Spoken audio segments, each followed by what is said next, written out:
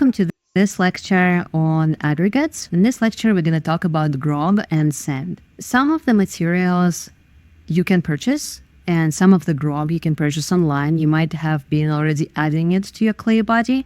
However, a lot of things we can make on our own, forage or create from the materials that are accessible to us right here, right now. Obviously, purchased materials have higher levels of consistency. So if you want consistent results, maybe buying commercial sand or grog might be better. Foraged materials are less consistent, but have a lower carbon footprint because we avoid all of the shipping, mining, and processing. The commercial grog could also be called fire sand or chamot. And depending on the producer, it could be used from different materials, but it's usually made of crushed and ground fragments of pottery. So technically, it's just fired pieces of ceramics crushed up into small particles. Grogs exist in different mesh sizes, especially commercial grogs, and the molecular grog that I'm using a lot. I tried various particle sizes, various mesh sizes. The bigger the number, the finer the grog, so the smaller the particles are. If it's a small number, then the particles are coarse and big. So if you're looking for bigger grog, then you would look for smaller numbers. The grog is useful if you're adding it to the clay body inside, if you're wedging it in and adding it to the clay body, because it in a way opens up the clay body, and because those particles are not going to shrink anymore, they reduce the shrinkage of that piece overall, because they do not shrink, but the clay around them shrinks, but the overall shrinkage is lower. It also helps in drying the clay evenly because it spreads out the clay evenly around those tiny particles of grog.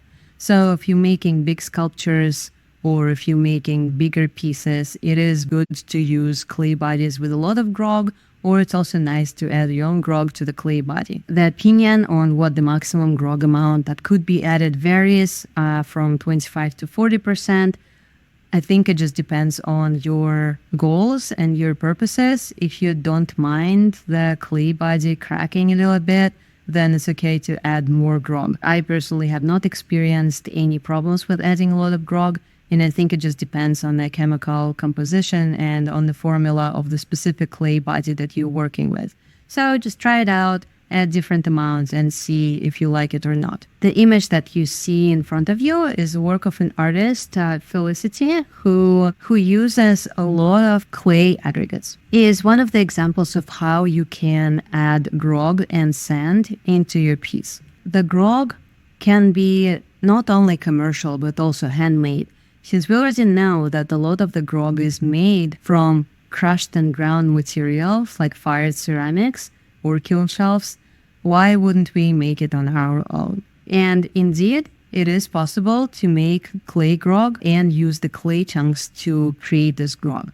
All we need to do is to crush the already fired ceramics, whether it's bisque or glazeware ceramics, and that's going to be grog. Depending on your purpose and your goal, you could use various sizes of the particles, sizes of those grog chunks. There's also various stages of clay that you could crush up to create grog. As we can see on the example on the right, the work made by Felicity Aliyev, she used to put a lot of aggregates into her work, in particular various porcelain, fired porcelain, that she colored in advance.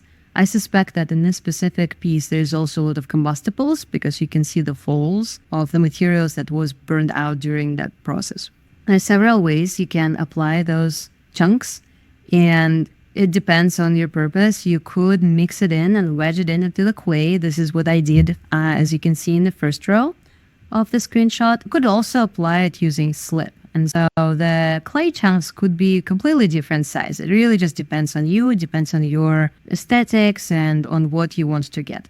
Yes, the bisque fired and high fired pieces will be a little bit more sharp, especially if you're using bigger chunks. Whatever experience I had with greenware, it was never really that sharp. Even if the pieces themselves looked sharp, it didn't end up feeling sharp. As you can see, top left is the example of the greenware mixed into the clay body. It kind of dissipates in the clay body, and so you can't really see the very distinct chunks, difference between the black clay body and the white clay body.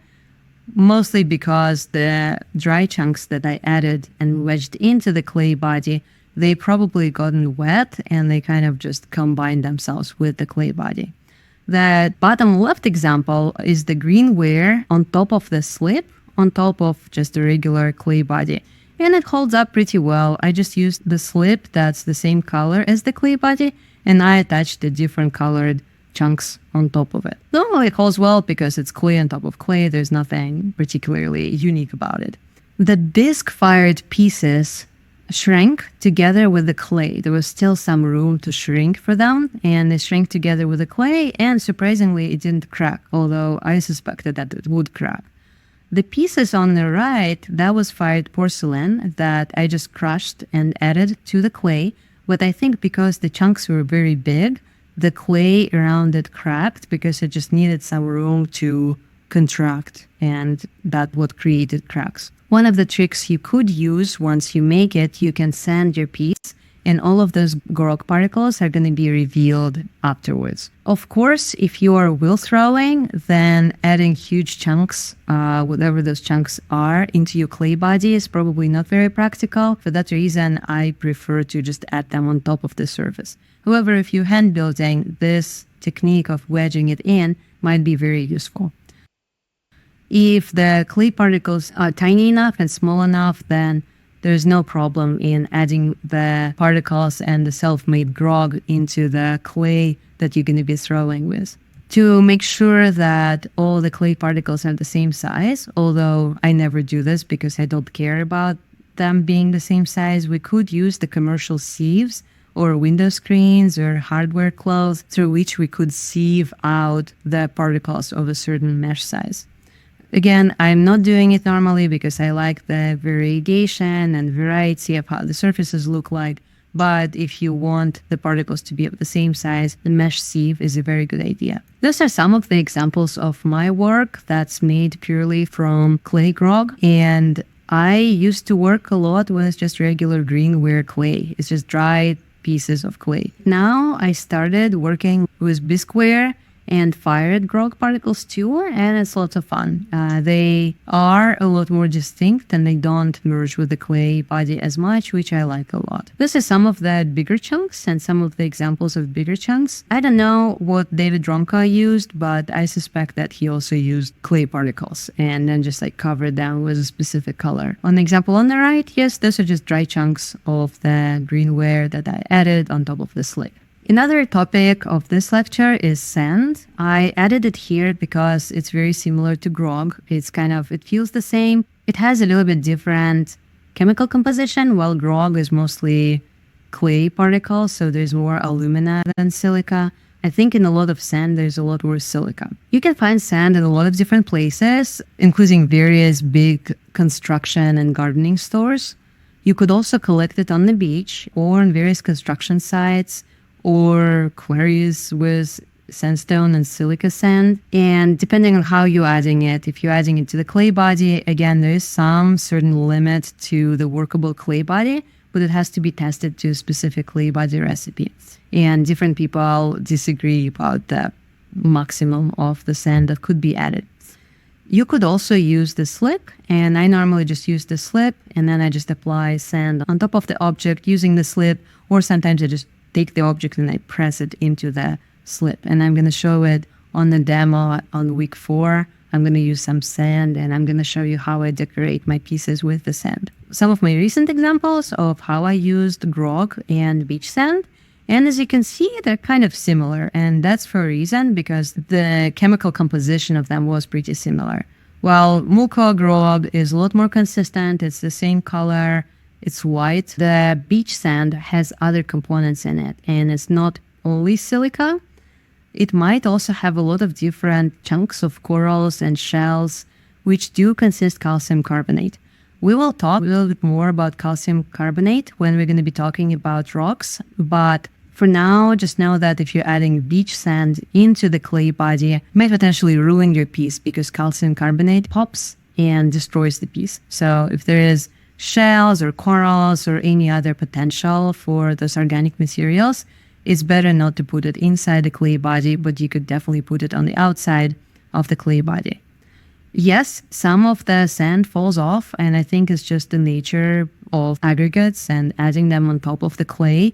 As we discussed, there's various ways of how you can improve the adhesiveness. It's either using more slip or fluxing the slip out, or maybe even adding some glaze into your slip to make it a little bit more melty. There's so many different types of sands, and I'm attaching the link to all of those varieties of sands so you can look at which sand you think you have in your area.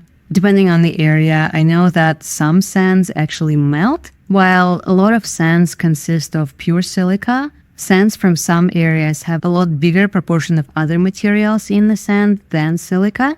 Pure silica melts at a very high temperature, something that we as ceramicists will never reach. It's 1700 Celsius or 3100 Fahrenheit. It's very, very hot. So normally sand doesn't melt.